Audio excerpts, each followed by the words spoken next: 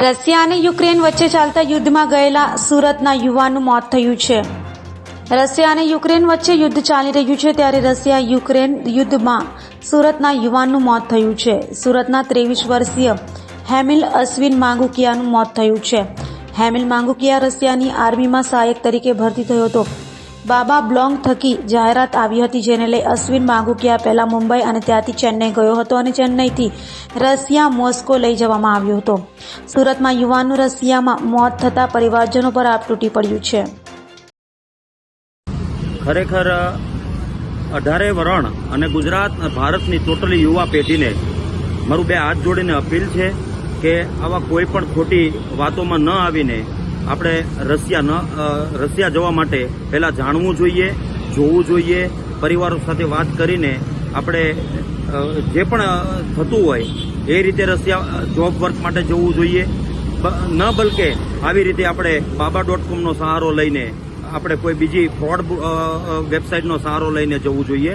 ખરેખર યુવાધનને 2 હાથ જોડીને કર્મબદ્ધ પ્રાર્થના છે કે તમે જાણજો, ગુજરાતનો એક હેમિલ માંગુકિયા નામનો જે યુવાન છે આજે જોબ મિલિટરીની સહાય તરીકે જોબ વર્ક માટે લઈને ત્યાં એ લોકોએ રશિયાના આર્મીની અંદર જોઈન્ટ કરીને યુદ્ધ કરવા માટે તાલીમ આપી.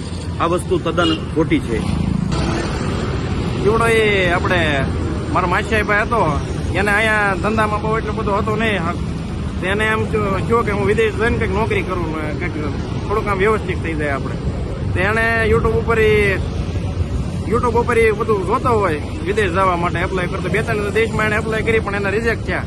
તેને આવડું એક ધ્યાનમાં આવ્યું કે આપણે રશિયા વ્યા જઈએ કે ત્યાં એક આર્મીની હેલ્પરની જોબ છે કે એ આપણે કરી લઈએ કે તો એ કે આપણે કે સારું કે 50,000 પગાર છે પછી કે વધશે કે એમ કરીને એને એજન્ટ દ્વારા એ નક્કી કર્યું. એને 3 લાખ રૂપિયા આપ્યા એજન્ટને.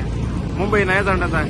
ત્યાંથી 2 મહિના પહેલા એ રશિયા ગયો એટલે ત્યાં એને બીજો કોન્ટ્રાક્ટ સાઇન કરાવી દીધો કે આર્મી સર્વિસમાં એને રાખવામાં સર્વિસ તરીકે એને કોન્ટ્રાક્ટ સાઇન કરાવી દીધો અને 2 લાખ પગાર કરી દીધો. 50,000માંથી 4 ગણો પગાર વધી ગયો અને 50,000 બોનસ મહિને.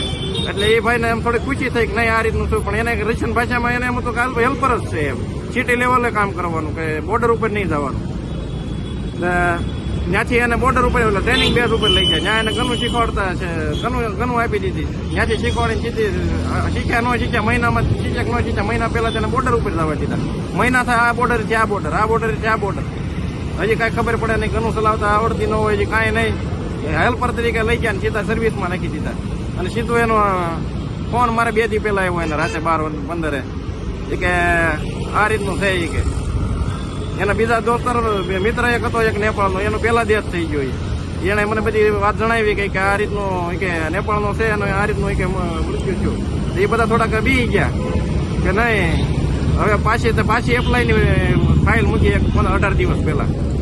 18 દિવસ પહેલા એપ્લાય કરી હતી. 18 દિવસ હજી એનો રિસ્પોન્સ આવ્યો નહીં. લીધો હતી તરત સ્વૈચ્છિક લઈ લીધો, કોન્ટ્રાક્ટ સાઇન કરી. પણ એમ જવું હોય તો લેવો હોય તો સ્વૈચ્છિક પાછળ આવી જવો જોઈએ ને. એ એજન્ટે કાયદેસર એ બધાને ફસાવ્યા પૈસા લઈને.